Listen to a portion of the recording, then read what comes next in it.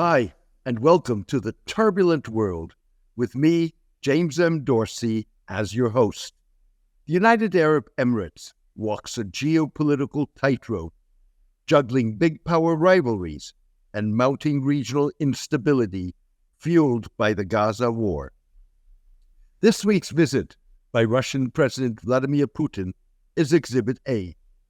Mr. Putin's movements beyond the confines of Russia are restricted.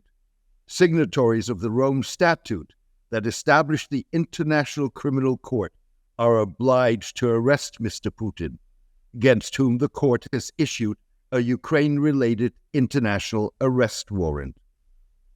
Visiting the UAE and Saudi Arabia was a safe bet. Neither country is a signatory to the Rome Statute.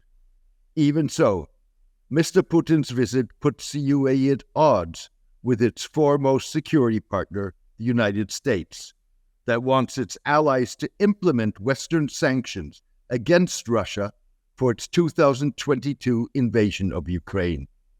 The UAE, like other Gulf countries, has done everything but.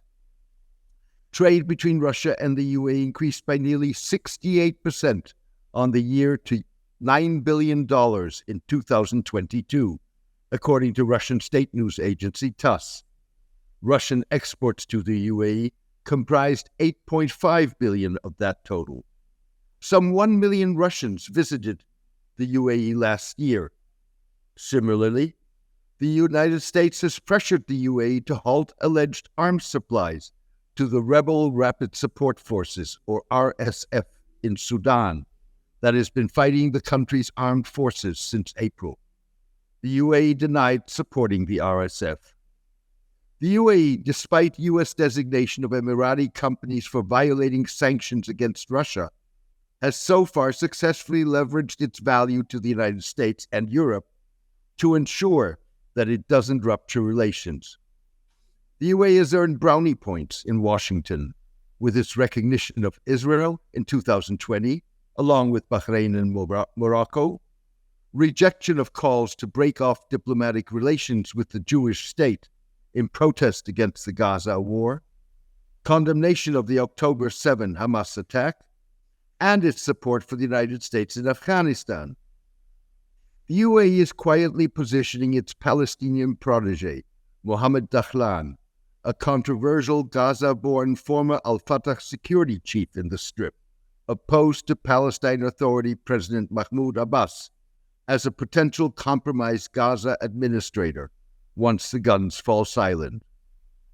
Of all the options for governing Gaza in the immediate aftermath of the war being discussed in world capitals, few seem politically viable, making Israeli reoccupation a realistic possibility. With the United States and much of the international community ruling out Israeli reoccupation, Mr. Dahlan could emerge as an alternative. Mr. Dahlan's close associate, Sami al-Mashharawi, together with former Palestine Authority Foreign Minister Nasser al-Qudwa, a proponent of political reform, met in Qatar this week with Hamas exile leaders Khaled Mashal and Ismail Haniyeh. Arab media reported that the discussion was intended to come up with a political initiative based on a ceasefire, and provide our people with some hope that matches the price paid by the victims. This week, signaling its intention to keep relations on an even keel, the Biden administration approved the $85 million sale of 18 AN TPQ-50 radar systems to the UAE. The system is a counter-battery radar designed to identify and track incoming indirect fire, including rockets, artillery, and mortars.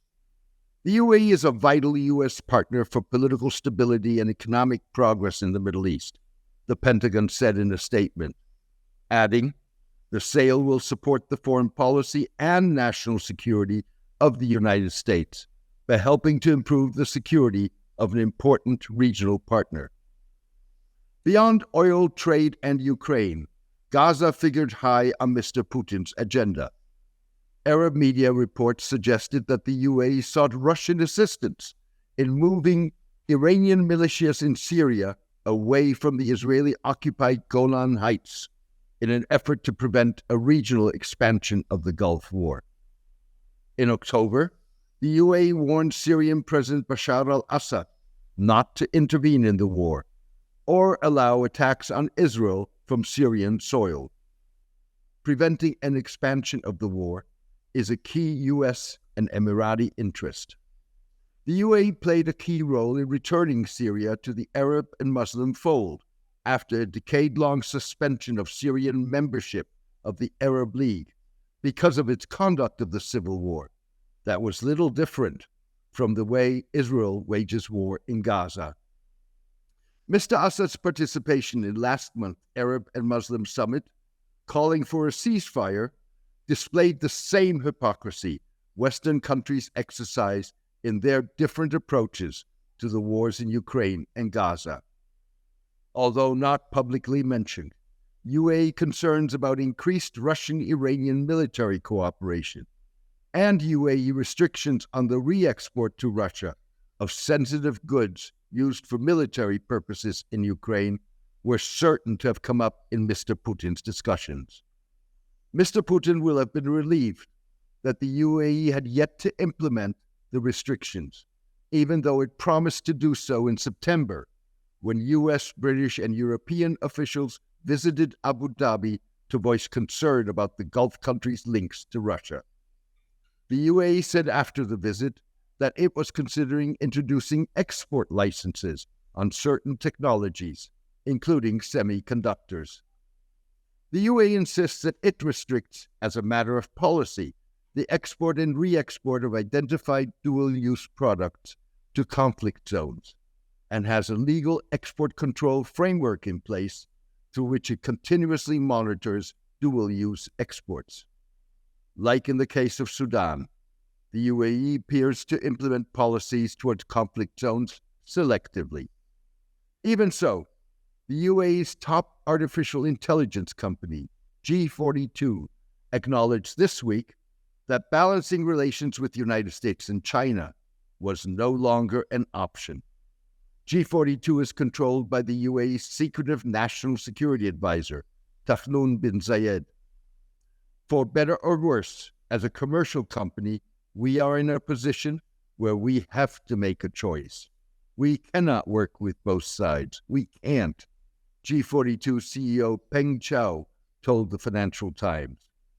Mr. Chao, who renounced his U.S. citizenship to become an Emirati national, said the company was phasing out Chinese hardware to ensure access to U.S.-made chips. U.S. National Security Advisor Jake Sullivan cautioned Mr. bin Zayed earlier this year about U.S. concerns about G42's close cooperation with Chinese companies, including Huawei, the telecommunications giant under U.S. sanctions. U.S. officials warned their UAE counterparts that G42 could be sanctioned. Huawei provided G42 with servers and data center networking gear. Even so, a U.S. congressional research report cautioned earlier this year that the degrees to which the UAE may leverage its soft powers in ways that are beneficial to U.S. interests remains to be seen. Thank you for joining me today. I hope you enjoyed today's column and podcast. The turbulent world with James M. Dorsey depends on the support of its readers. For the past 12 years, I have maintained free distribution as a way of maximizing impact. I'm determined to keep it that way. However, to avoid putting up a paywall, I need the support of a core of voluntary paid subscribers to cover the cost of producing the column and podcast. If you believe that the column and podcast add value to your understanding and that of the broader public, please consider becoming a paid subscriber. You can do so by clicking on Substack on the subscription button at www.jamesmdorsey.substack.com and choosing one of the subscription options. Thank you, take care, and best wishes.